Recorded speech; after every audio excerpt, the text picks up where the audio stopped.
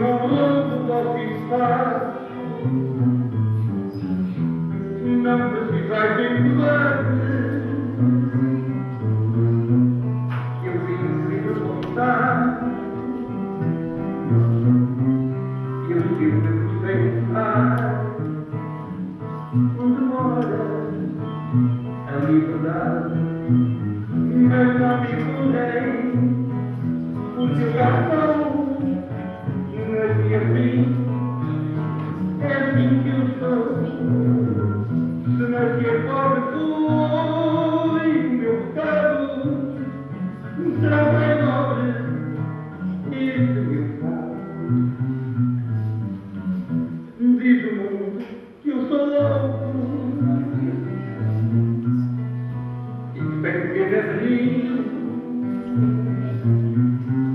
e sua amiga não sou. O mundo me fez assim, diz o povo que eu sou louco, mas não tem pena de mim.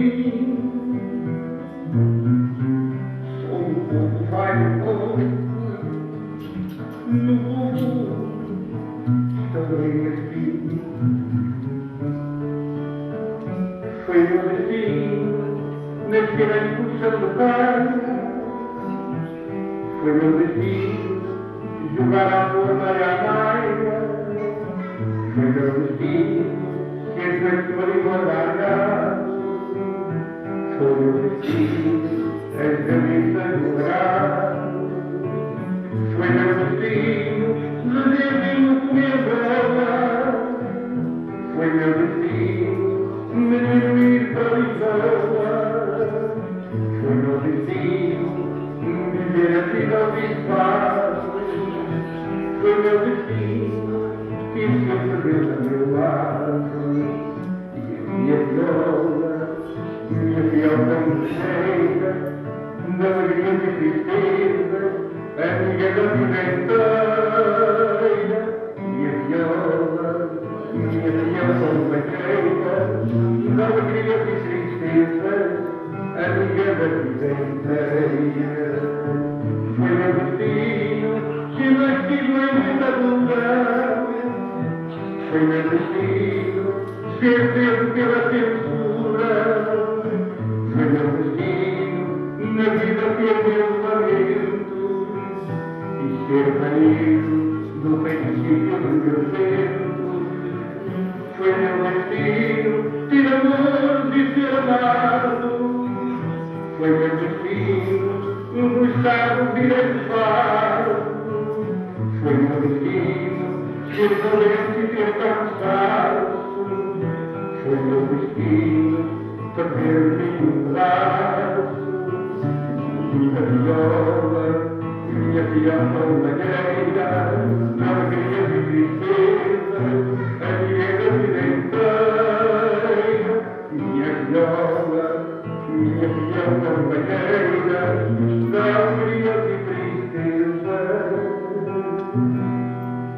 a minha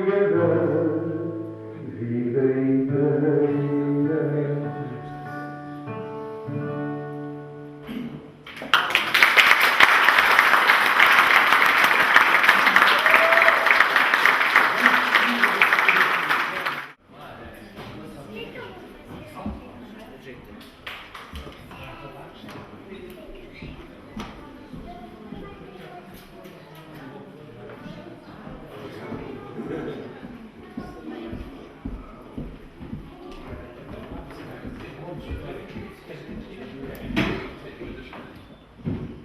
Boa tarde a todos.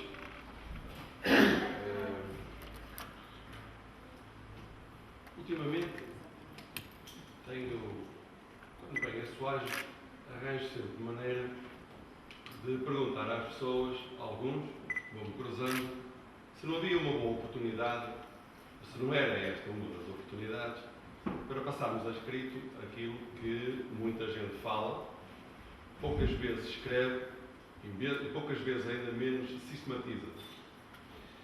E tem sido isso, tenho falado quase recorrentemente frequentemente, enquanto a intervenção que fazem Soares, quase frequentemente falo deste assunto. Bom, aqui o nosso amigo Manuel Rodas faz favor de ir contrariando isso, e ano passado tivemos aqui no lançamento de um livro, este ano estamos no lançamento de outro, mas aqui, só para além do facto de estar aqui a fazer isso, a mostrar-nos, publicamente mostrar aquilo que é o fruto do seu trabalho, faz também outra coisa, que é dizer aos outros, vamos lá, quando há mais gente, há mais condições para fazer, há mais possibilidades de o fazer, por que não fazê-lo? Por que não fazê-lo? E esse é o desafio que eu deixava hoje aqui. Há mais pessoas que têm, quer do ponto de vista romance, quer do ponto de vista histórico, quer do ponto de vista etnográfico, muita informação. Outros que eventualmente poderiam trabalhar essa informação e que, sem dúvida alguma, seria extremamente valioso para Soares e para o Conselho de Arcos de Valdevez. E se por vezes não o fazemos, permite-me que o diga, às vezes é por comodismo. E quando é por comodismo, na verdade, as coisas não funcionam tão bem como deviam funcionar. E por isso é que, tentando tirar o comodismo de fora e tentando fazer algo que é absolutamente essencial, que é transmitirmos algo às gerações vindouras sobre aquilo que foi o nosso passado. Nós estamos a comemorar, ano passado comemoramos aqui os 500 anos do Foral de Soares, agora estamos a comemorar os 500 anos do Foral de Valdevez, e sem dúvida alguma que são 500 anos de história para pensar futuro. E nós temos que, inevitavelmente, refletir sobre aquilo que se passou, para podermos perspectivar algo relativamente ao futuro. E é muito importante, agora quando víamos aqui, eu vi aqui muitas pessoas a rirem-se, muitas pessoas a comoverem-se, as pessoas a alegrarem com as fotografias que apareceram aqui, que eu aproveito para felicitar a pessoa que eu esteve a elaborar, porque há aqui um trabalho, não só um trabalho de recolha de fotografias antigas, mas um trabalho de recriar momentos e nos passar essa informação. Há aqui muitos miúdos, provavelmente nunca tiveram a oportunidade de ver a esmagadora maioria daquilo que lá se passava, que era uma realidade, e portanto também temos a oportunidade de ver aquilo que evoluímos, aquilo que caminho que ainda temos que fazer. E por isso dizer-vos que é com grande satisfação que cá estou. Para o ano, se cá estivermos todos, não há duas sem três, e portanto seria extremamente interessante tê-lo cá novamente. Aqui é o professor Luís Barbosa, está na hora também começar a pôr coisas cá fora. Era muito importante, está na hora também, está na hora de fazer. E outras pessoas que cá estão, há muitas coisas boas que nós temos e é absolutamente essencial que o fizesse, senão vamos perder muito daquilo que é o património, muito daquilo que é a riqueza que todos temos. Isso era, na verdade, desperdiçar, deitar pela mão fora aquilo que é o bem mais precioso que nós temos, que é a nossa cultura, são as nossas raízes, aquilo que nós somos, aquilo que efetivamente nos distingue no mundo absolutamente global como é o que está neste momento, onde já praticamente não se distingue nada de especial entre uns e outros, a roupa, a maneira de comer, isto, aquilo, aquilo outro, mas aqui distingue-se. Aqui ainda há oportunidade de comermos caixeira, ainda há oportunidade de bebermos vinho, ainda há oportunidade de termos mel, como estava ali, de termos sabonetes naturais, de fazermos algumas das coisas que estão ali naquela feira, e algumas atividades que estão aqui, relembrar, eu relembro sempre isto, há gente nova que quer fazer coisas e nós não podemos estar sistematicamente a dizer à gente nova, não, olha que vai correr mal, olha que isso é melhor tratado de outra maneira, porque algumas delas efetivamente não estão a correr mal, efetivamente algumas estão a correr bem, e eu ontem alegrei-me bastante de ter em contato com variadíssimos gente nova daqui, com quem estive a falar sobre os mais diversos temas, sobre restauração, sobre mel, sobre petiscos, sobre agora a gestão de casas de turismo. Falámos muito também sobre oportunidades relativamente à animação turística e outros que são, na verdade, excepcionais. Eu ainda esta semana estive meio de férias e estive aqui, fui ao Poço Negro, e quando fui ao Poço Negro estavam lá bastantes pessoas, daquelas que eu conheço do dia-a-dia de Soares não estava nenhuma. Quer dizer que essas pessoas todas estavam ali, eram pessoas, parte deles é um grupo de jovens portugueses que estava ali, outro percebia-se que eram pessoas jovens imigrantes que estavam ali a tomar banho, outros que eram de fora, e E foi extremamente interessante ver, ir lá, olhar, ver que eles admiram, e noutros sítios também, mas é a oportunidade que nós temos todos de mostrar, fazemos, temos a oportunidade de mostrar também que vale a pena fazer, com todas as dificuldades, não vale a pena esquecer, as dificuldades são muitas, mas se nos rendemos também a essas evidências, também então mais vale baixar os passos. Eu recuso terminantemente e acho que este é um exemplo, com este livro, ou aquilo que nos pode dizer aqui também o professor, ou aquilo que fazemos nós todos aqui, um pouco, todos aqueles que eu conheço, que vamos dizendo que não àquilo que às vezes nos querem dizer que sim. Vale a pena existir, vale a pena fazer, vale a pena trabalhar. Obrigado e espero que nos gostem. Professor, o rep está lá, sabe, os senhores também, temos a oportunidade de fazer, vamos fazer. Muito obrigado e muito boa tarde.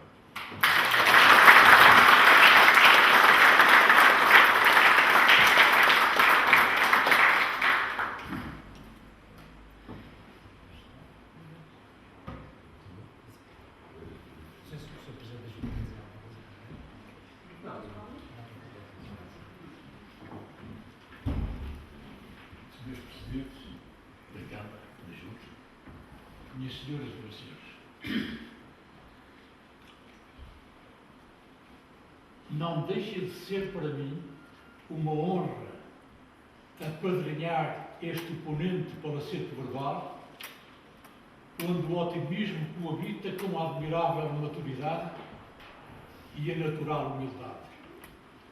O encadeamento de pequenas histórias, onde as tradições são esmiuçadas e contadas por uma criança cuja memória fotografa amor ciúme, a vida e morte, submissão e poder, luta e resistência. Como quando diz, trago da minha infância a memória dos dias. O narrador reporta-se no tempo e no espaço a Ramilo, Casa dos Serviços Florestais, e para dela, aflorando de passagem, outros pequenos aglomerados perdidos nas dobras do tempo. Um mundo colorido de pedras e flores, areias e pombas, com pessoas dentro. Neste seu trabalho literário, o professor Manuel Rodas oferece-nos uma forte e amplo subsídio genérico para o desenvolvimento histórico e etnográfico da nossa terra, nossa gente. Como quando diz, é a história de um povo das montanhas que sempre lutou pela sobrevivência. E assim se vai construindo a eternidade, com a ousadia de seguir um sonho, na inspiração que este pode vir a despertar noutras gerações, numa vontade intensa e generosa de vencer, contrapondo ao efêmero o mais puro e duradouro que nos devolve às nossas raízes. Como quando ainda diz, uma ilha de liberdade presa na teia das emoções dos adultos e crianças. Nunca é demais sublinhar que os grandes valores ancestrais estão aqui bem patentes, nos usos, costumes, tradições e lendas deste povo humilde, mas nunca cabisbaixo. Neste seu fluir de palavras e frases, irrompe um discurso de pura humildade, como Cicerone e transmissão de saber. Numa prosa fluente e por vezes carregada de lirismo, o autor traça um fio de luz onde o maravilhoso e o místico se confundem, onde ressaltam e tomam lugar na nossa mesa cultural, onde foi cinzelado o perfil do maravilhoso. A leitura do Manual de Ramilo é uma espécie de viagem sociotelúrica num itinerário para o deslumbramento. É para todos aqueles que procuram nas recordações individuais a memória dos povos, os hinos e canções da luta pela vida e sobrevivência. Brandamente inovador, na sua essência, não simpatiza muito com feiras literárias.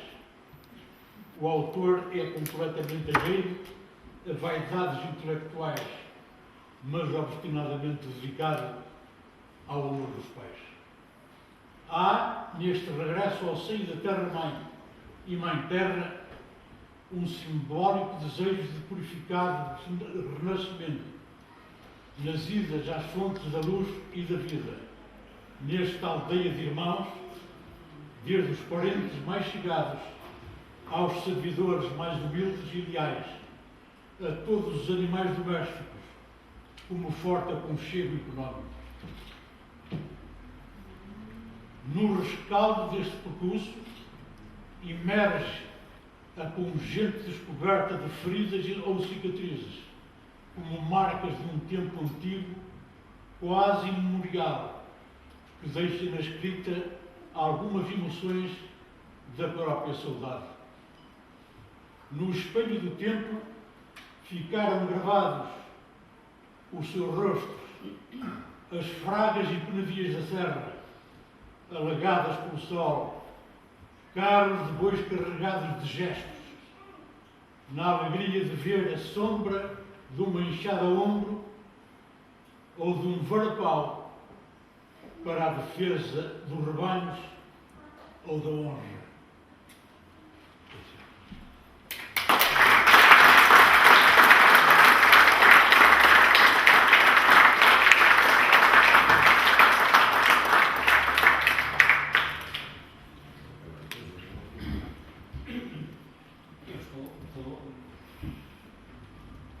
Carregado de emoção, de alegria, contente.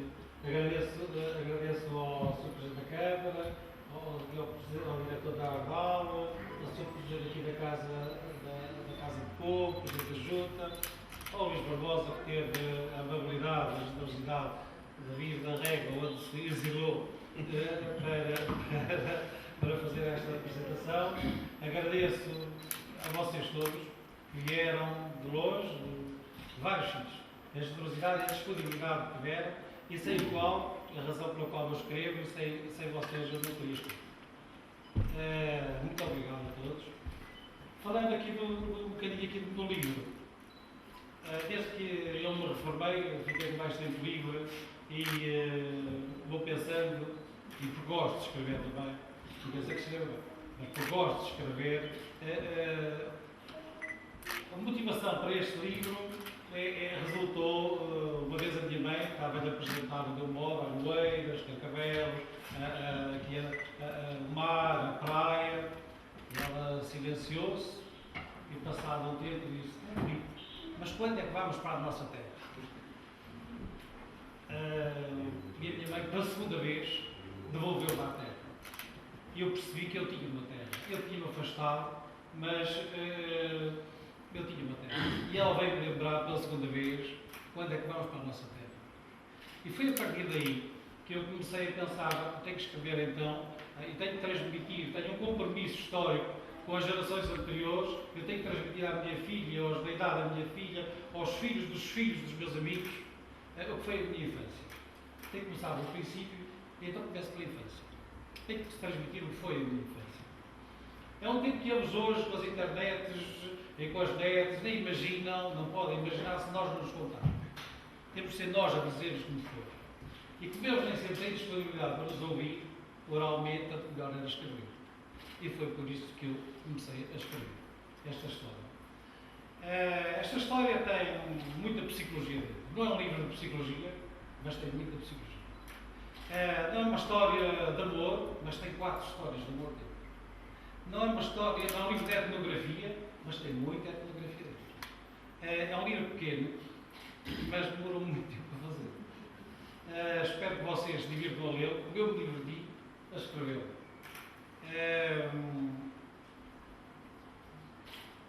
Eu comecei a importância da criança, por ter tinha começado ao lado, e comecei pela criança. E a criança, porque fui professor durante muitos anos, e porque eu tinha começado pelo princípio, a importância da criança é uma maneira de mostrar a importância que nós, a nossa sociedade, tende a diminuir. Quando queremos insultar alguém, dizer, pareces uma criança. tratas, portas como uma criança. Isso ofende alguém. Portanto, servimos o estatuto da criança para ofender os outros. E não é verdade. Nós não podemos fazer isso. A criança é o pai do homem. O que nós somos hoje é o resultado do que fomos em crianças. Não é verdade? A criança é o pai do homem. A criança passa, vejam lá a aventura que é ser criança. A criança passa do quarto onde vive 9 meses para o meio terrestre. Tem que mudar os hábitos todos. Em pouco tempo, em minutos e segundos, tem que mudar os hábitos todos. Tem que se adaptar ao novo mundo. A criança repete a história da humanidade. Não é? Cada criança repete a história da humanidade. Nós tivemos que controlar os esfíncteres. Nós tivemos que tomar a posição líquida. Nós tivemos que ter acesso à linguagem. Nós tivemos que ter acesso à comunicação, ao desenvolvimento do pensamento, às letras, à cultura, à interação com os outros e a termos construímos a nossa identidade. A propósito da nossa identidade, ontem tive uma conversa interessante aqui com um amigo Paralelo, que é onde eu nasci. E ele dizia-me, ele faz as aquisições para o Carrefour, da parte do turismo, da parte dos jardins e do campismo, e ele que faz as aquisições para o Carrefour.